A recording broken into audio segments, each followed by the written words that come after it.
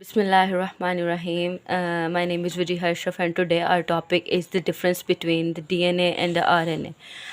First of all DNA stands for deoxyribonucleic acid. जो हमारा DNA है वो मतलब उसकी जो फुल फॉर्म है वो है डीऑक्सीराइबोन्यूक्लिक एसिड। जो आरएनए है उसकी फुल फॉर्म है राइबोन्यूक्लिक एसिड, ठीक है।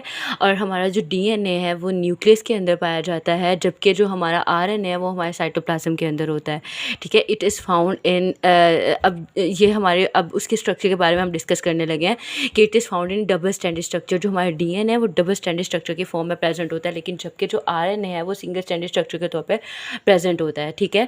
It is a long polymer of nucleotides. जो डीएनए है वो बेसिकली लॉन्ग पॉलीमर्स होते हैं न्यूक्लियोटाइड के, लेकिन जो आरएनए है वो हमारे पास शॉर्ट पॉलीमर होता है न्यूक्लियोटाइड का, ठीक है।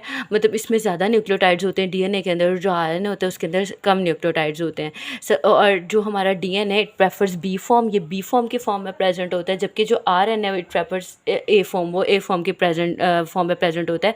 बेसिकली कॉन्फ़िगरेशन है ये डीएनए की। और दूसरी बात ये कि जो ए फॉर्म है वो स्लाइटली डिहाइड्रेटेड फॉर्म होती है, स्क्वीज्ड फॉर्म होती है बनिस्बत डीएनए के।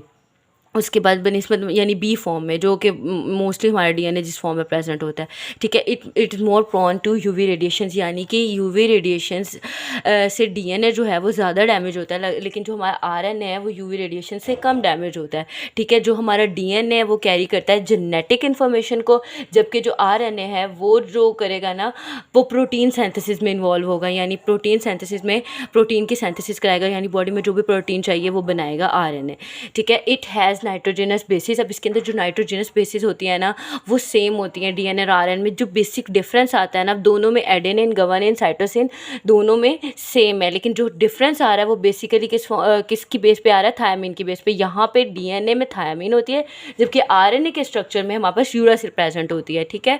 अब इट हैज़ हाइड्रोजन बॉन्ड। अब हम हाइड्रोजन बॉन्ड की बात करते हैं। अब जो ए और टी है ना, यानी एडेनिन और थायमिन के दरमियान डबल हाइड्रोजन बॉन्ड होता है, जो कि वीक बॉन्ड होता है, जिसको तोड़ना आसान होता है, जो कम हीट पे भी टूट जाता है। लेकिन डी और सी, गुआनिन और साइटोसिन के दरमियान ट्रिपल बॉन्ड होता है, जो कि एक स्ट्रॉन्ग बॉन्ड है, जिसको ज़्यादा हीट की ज़रूरत होती है।